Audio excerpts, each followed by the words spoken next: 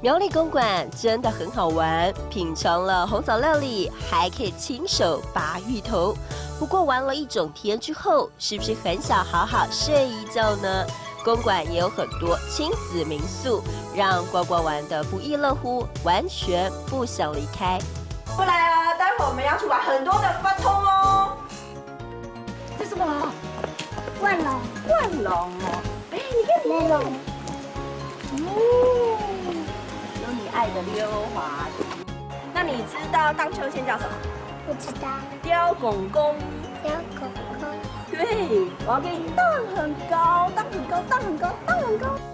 这间民宿的游乐设施非常多，睡一觉起来，小朋友一样玩得很开心。民宿老板还热情地为我们准备了流水面的体验，让呱呱感受一下夹面条的乐趣。冰喽！你看，你看，又来了，又来了。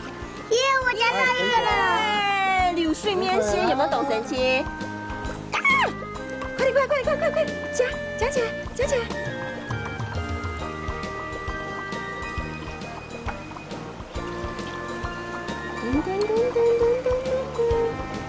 耶！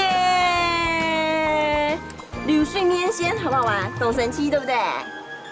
我们待会还要听念神奇的发通哦。加油！怎么了？给你加！好。来到客家庄，也要体验客家擂茶，让小朋友一边玩，也能够了解客家传统文化。老板要放什么？放粉条。哦。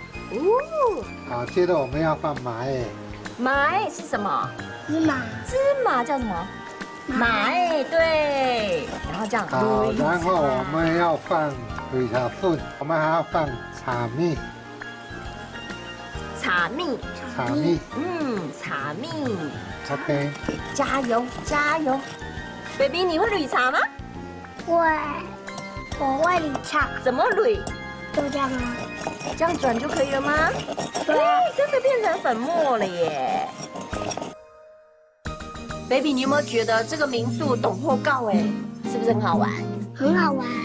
因为可以体验神奇的发通。